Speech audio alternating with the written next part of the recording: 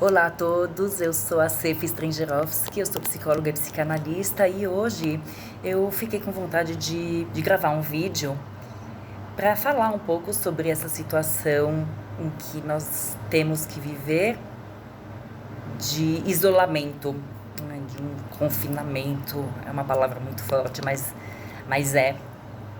Inclusive, eu escolhi gravar o vídeo com roupa, vamos dizer, um pouco mais esportiva, de esporte mesmo, para poder compartilhar com vocês esse momento que eu também estou vivendo. E porque quem me segue no YouTube vai ver alguns vídeos meus. Eu fiz uma pausa temporariamente, mas em breve eu vou voltar, em que eu tô um pouco mais produzida.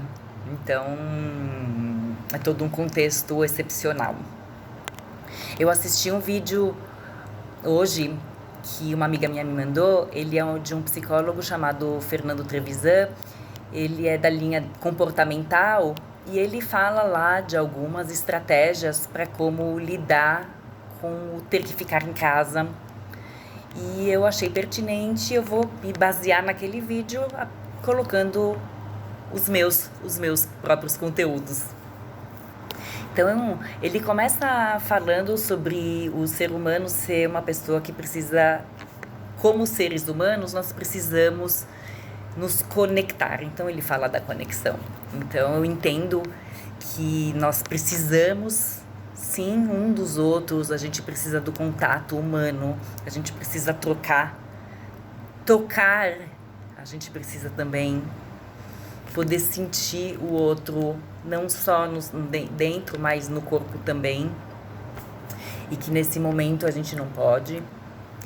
E ele traz a tecnologia como uma possibilidade de conexão, e eu achei isso muito interessante, porque uma das minhas maiores críticas à tecnologia é o uso indevido, no sentido de uso excessivo da tecnologia, onde existe um movimento em que as pessoas, elas, generalizando, sim, estou generalizando, elas acabam se comunicando, entrando em contato com o outro apenas virtualmente, por mensagem, não, né, diminuiu a quantidade de voz na conversa, de contato, não é que parou de sair ou de encontrar pessoas, mas sim diminuiu, mas que nessa época vamos brindar a tecnologia e usá-la, né, a forma da gente poder ver o outro, escutar o outro, nos fazermos escutar, colocar as nossas palavras, os nossos sentimentos em voz para fora e compartilhar e trocar, mesmo que à distância. Isso é muito importante. Vamos usar essa tecnologia. Outra coisa que as pessoas podem muito sentir, e é legítimo, é de uma certa perda de autonomia,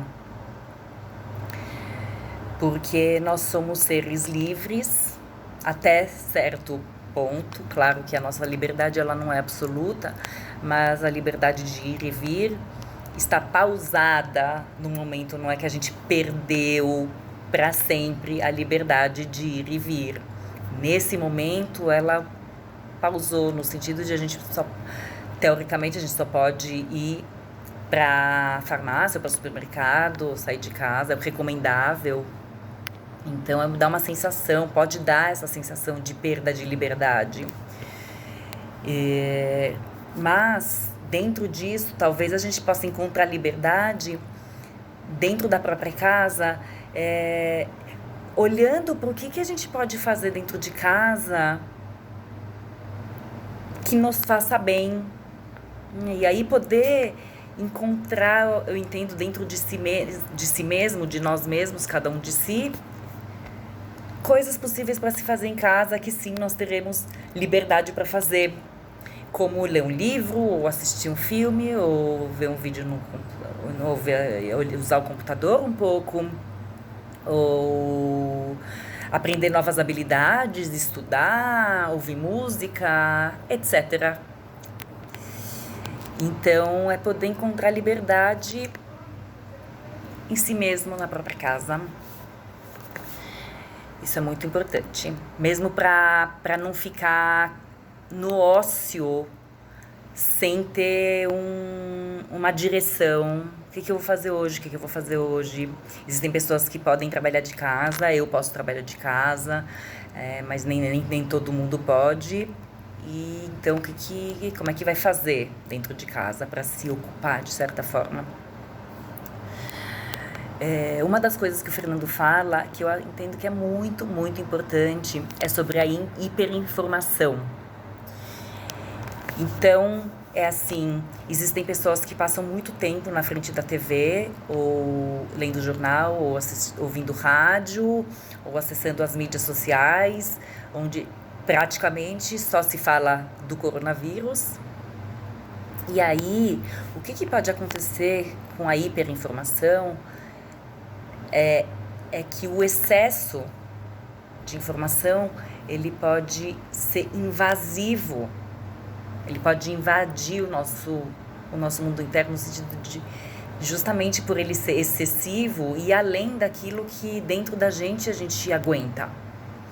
Então, como poder dosar a quantidade de informação que recebemos? Então, precisa realmente assistir 24 horas por dia a TV ou qualquer forma de acesso a notícias para se manter informado? Isso vai nos fazer bem? Isso nos agrega?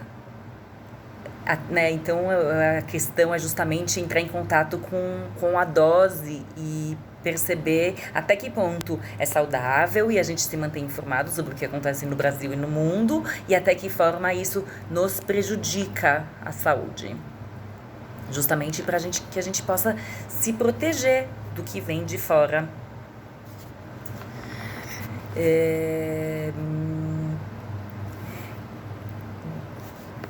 Dentro de casa é muito importante manter a atividade física, ou seja, o corpo em movimento.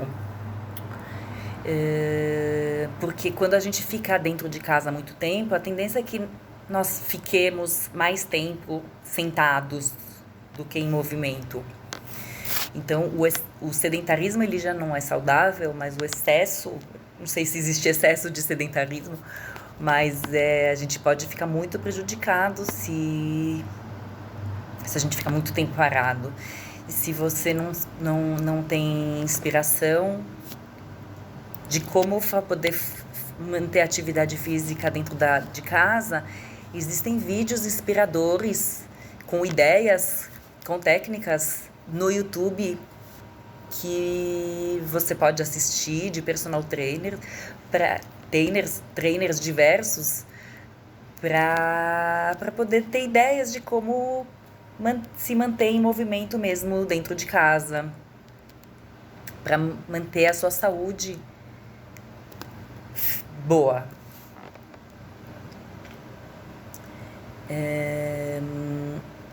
Outra coisa é que é muito, muito importante a gente ter sempre em mente é que isso é uma fase. É verdade que é uma fase que a gente não sabe o que vai acontecer, a gente não sabe quando vai acabar, mas que sim é uma fase. Por quê? Porque quando nós passamos muito tempo em casa, pode acontecer de surgir uma sensação interna de que a coisa é eterna, que o tempo não passa. E quando será que isso vai acabar? E a sensação de eternidade pode criar dentro de cada um uma sensação de que aquilo não vai acabar, mas vai. Só não sabemos quando. Então é importante muito, muito ter em mente que isso se trata de uma fase. É atípica, sim, mas é uma fase para que justamente manter a nossa saúde. Quando é mais um ponto que eu gostaria de destacar, de colocar para pensar, é de que quando nós convivemos muito tempo dentro de casa, porque nós precisamos, convivemos então com as pessoas com quem moramos, podem despertar questões internas de cada um com relação a relações, questões relacionais. Então, o que talvez seja possível fazer é justamente conversar, dialogar sobre como é que vai ser a convivência. Então, vou dar um exemplo. Vou trazer a televisão. Então, cada um gosta de assistir um programa.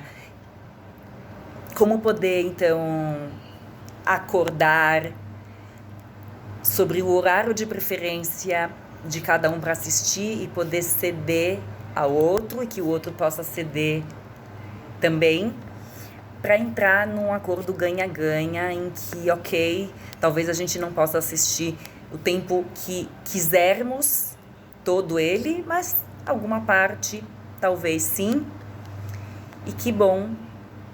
E assim poder, esse é só um exemplo, e assim poder criar novos hábitos de convivência para que nossas relações possam se manter saudáveis e boas e até talvez transformadas de certa forma. E a última coisa que eu gostaria de falar é sobre a empatia. Eu entendo a empatia como sim poder se colocar no lugar do outro, mas ao mesmo tempo é se colocar do outro a partir do seu próprio lugar, no sentido de de poder se questionar o que eu estou sentindo, o que eu estou passando, será que o outro está passando a mesma coisa do que eu? E aí poder se abrir ao outro, a poder escutar do outro, a poder também trazer de você mesmo pro outro e poder abrir mais espaço para troca, para conhecer o outro, conhecer si mesmo e assim poder tornar as relações mais empáticas, mais amorosas, com mais entendimento e com abertura, de certa forma, talvez a um pouco mais de flexibilidade. Então, para terminar, eu vou dizer que eu entendo que se cada um fizer a sua parte, juntos nós vamos poder passar por isso da melhor forma possível. Então, um abraço carinhoso a todos e até mais.